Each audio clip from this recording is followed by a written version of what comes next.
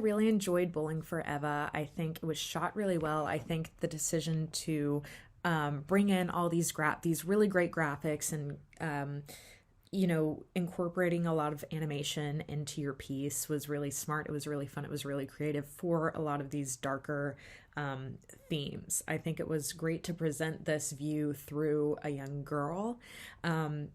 Because I'm biased and I have been a young girl, but I feel like emotionally, it's more, when I was that age, I was more emotionally expressive. So to see this character be nulled down by these pills and then not taking these pills, and money can't really solve everything because the issues are still there, and seeing that build and build and using that thematically along like a bowling ball going down an alley, I think, and just, building, I think it was really great. And especially, with the ending of this piece and watching that build until, that strikeout moment. I think it was really smart. It was really creative.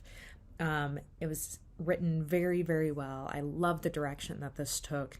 And it was just really, it was really enjoyable to watch. It was very, very well done. Very good job.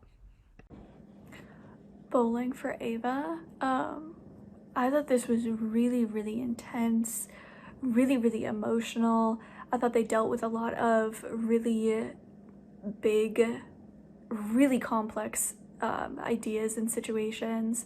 And I thought they kind of explored this in a really interesting way, because you got her very almost like unemotional, very dulled reactions, and you kind of saw everything from her point of view of this very like almost emotionally neutral place, which I thought was a really interesting way to tell the story and how to frame it. And I liked the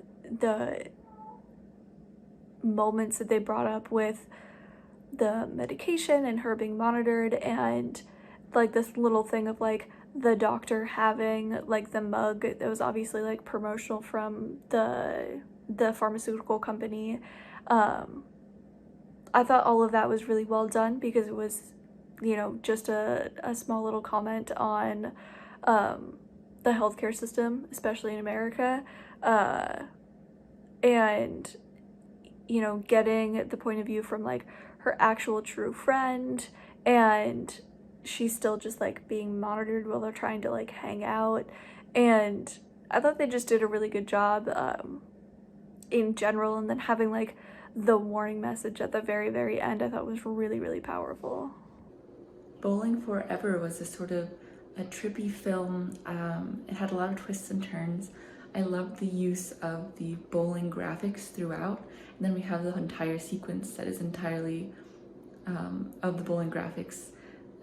This film goes animated for a little bit, which I thought was cool to show the dream sequence in this. The music throughout really adds to the tone and the atmosphere. It makes you feel like you're in a video game or in a bowling alley. I love how matter-of-fact and blunt Christina is. She'll answer truthfully or ask questions that she wants to know without a filter, which I applaud.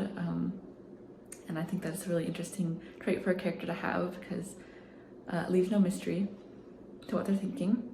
I definitely did not expect the ending at all, especially the gigantic bowling ball rolling through the cemetery, but it definitely went with the character of Christina, so I think it was a very fitting end to this film. Overall, I thought it was really cool. I loved the atmosphere and tone that it created, and how creative they were in showing us the inside of Christina's mind.